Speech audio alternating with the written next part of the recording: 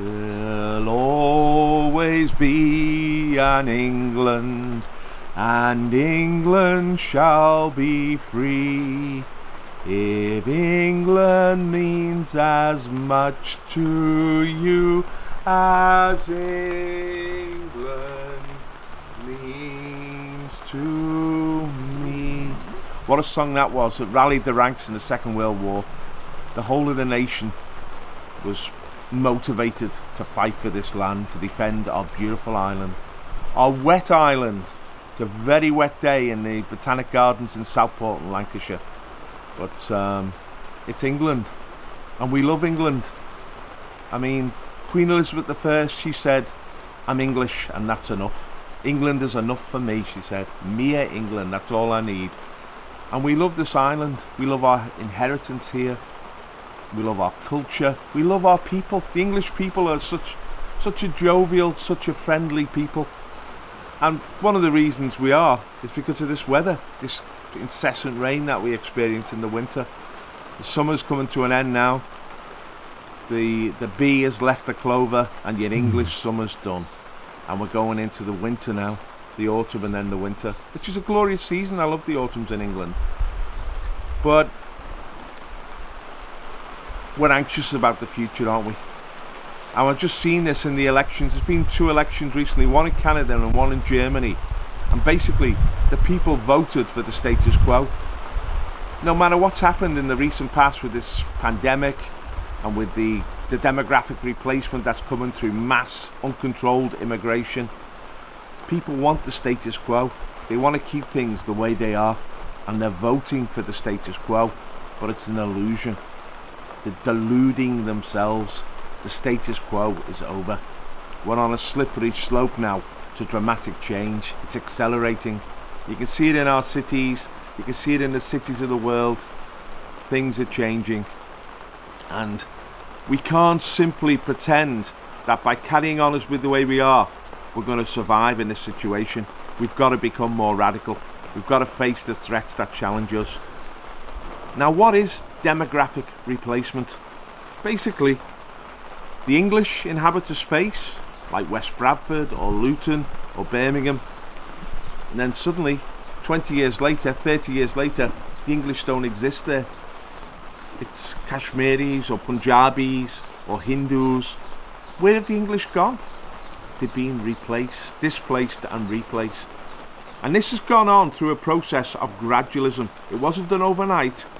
There was a long plan, a thought out plan, the Kalergi plan, to engineer this replacement. It's gone on since the Second World War. Indeed, the seeds were sown before the Second World War. In many ways, fascism was a reaction to what was going on before the Second World War in terms of replacement. One of the main structures of this replacement was to get the English or the Europeans to stop breeding, to stop replacing themselves. And this was done through promotion of contraception and through the legalization of abortion, the mass murder of our unborn children, so that future generations were not going to emerge with the numbers and energies that previous generations had in Europe. Now, since abortion was legalized in Britain in 1967, 10 million unborn children have lost their lives. They would have been amongst us here. They would have been the energy and vitality and creativity and hope of this nation. But instead, they don't exist. And into that vacuum has come mass third world immigration. And it's reaching a crescendo now that we really do fear that the end is in sight. We don't know how long we've got to go. It might be 10 years, it might be 20, but we can sense that the end is coming near. How are we going to react to this? The truth is, we've got to get more radical. Now, this is difficult to do in our political situation because of the first past the post system. The 2 political parties, Labour and Conservative, have a grip, an iron grip on the electoral system. We have to overthrow that. And there didn't seem to be much hope, to be honest. But life is full of surprises, and this is what history teaches us. Things can turn very quickly. I mean, yesterday, Britain First, Paul Golding's political party, was made a legitimate party, was given the right to stand in elections, was accepted by the Elections Commission as a political party, and can now contest elections, build up a branch network across the country, and become an alternative for the British people, a new vehicle for us to look to help in the salvation of this nation. It's a bit of a miracle actually that Paul has actually achieved this, because he was rejected 4 times by the Electoral Commission, and it cost him tens of thousands, I think over £50,000 just in legal fees to pursue this case to get Britain First accepted as a political party which can stand in elections. But he's achieved that goal. Now he's got to build up a branch network across the country. He needs patriots to rally round. We have an opportunity here to challenge the status quo. Now, some people think that Paul Golding is a bit of an outlaw. He's been convicted of various crimes, all totally fictitious, all political stitch-ups. Paul's been vindicated every time.